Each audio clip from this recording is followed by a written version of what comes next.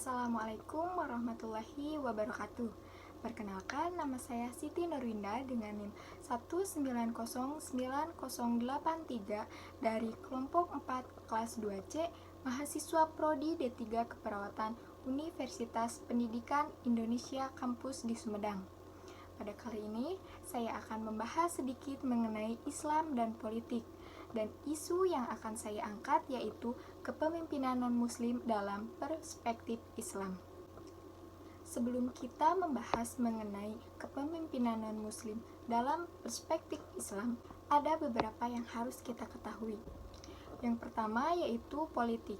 Dari segi etimologis, kata politik berasal dari bahasa Yunani, polis yang dapat berarti kota atau negara.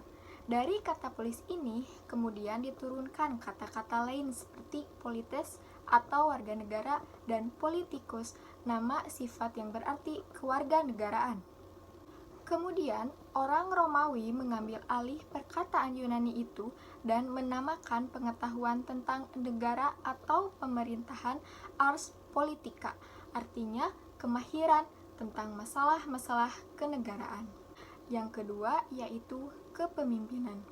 Kepemimpinan adalah cara seseorang pemimpin mempengaruhi perilaku bawahan agar mau bekerja sama dan bekerja secara produktif untuk mencapai tujuan organisasi. Dalam agama Islam, imamah atau kepemimpinan Islam adalah konsep yang tercantum dalam Al-Quran dan As-Sunnah, yang meliputi kehidupan manusia dari pribadi, berdua, berkeluarga, bahkan sampai umat manusia atau kelompok. Konsep ini mencakup baik cara-cara memimpin maupun dipimpin demi terlaksananya ajaran Islam untuk menjamin kehidupan yang lebih baik di dunia dan di akhirat sebagai tujuannya. Yang ketiga yaitu ada non-muslim. Pengertian non-muslim mempunyai makna bahwa seluruh pemeluk agama selain agama Islam. Oleh karena Islam yang dibawa Nabi Muhammad SAW sebagai penyempurna agama yang dibawa Nabi dan Rasul sebelumnya, maka agama Islam yang dibawa Nabi Muhammad merupakan agama Islam yang terakhir. Dengan demikian, pengertian non-muslim adalah pemeluk selain agama Islam yang dibawa oleh Nabi Muhammad SAW. Lalu, selanjutnya ada kepemimpinan non-muslim. Dalam pandangan Islam, pemimpin non-muslim terdapat berbagai macam pendapat ulama tentang sah atau tidaknya pemimpin non-Islam dalam perspektif agama Islam. Perbincangan tersebut ada karena persepsi pada pemahaman ayat-ayat tentang wali atau aulia yang terdapat dalam Al-Quran. Apalagi dengan adanya realitas saat ini, negara Indonesia bukanlah negara Islam, melainkan negara demokrasi yang mayoritas warganya adalah seorang muslim. Lalu, bagaimana pandangan kepemimpinan non-muslim dalam perspektif Islam?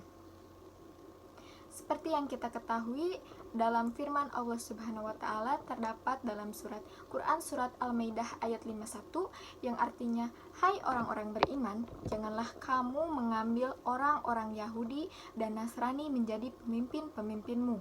Sebagian mereka adalah pemimpin yang bagi sebagian mereka yang lain.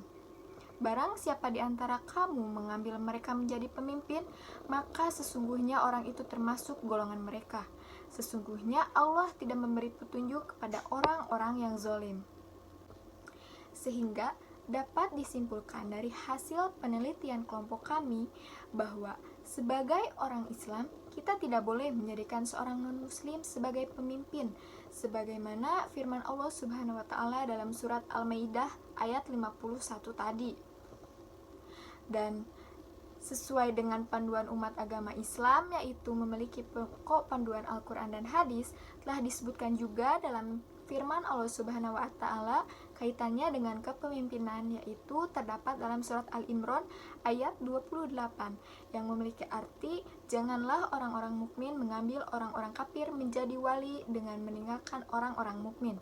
Barang siapa berbuat demikian, niscaya lepaslah ia dari pertolongan Allah, kecuali karena siasat memelihara diri dari sesuatu yang ditakuti dari mereka. Dan Allah memperingatkan kamu terhadap diri siksanya. dan hanya kepada Allah kembalimu.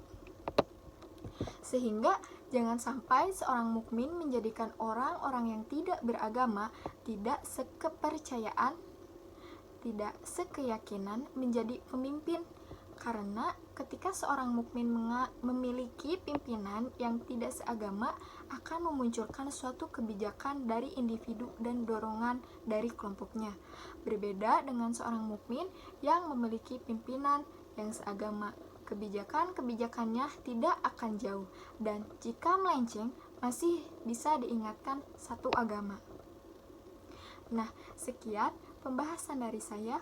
Mohon maaf bila banyak kekurangannya, dan mohon maaf bila ada salah-salah kata. Terima kasih untuk perhatiannya, dan semoga apa yang baiknya dapat diambil dan buruknya dapat ditinggalkan. Wabillahi taufiq wal hidayah. Assalamualaikum warahmatullahi wabarakatuh.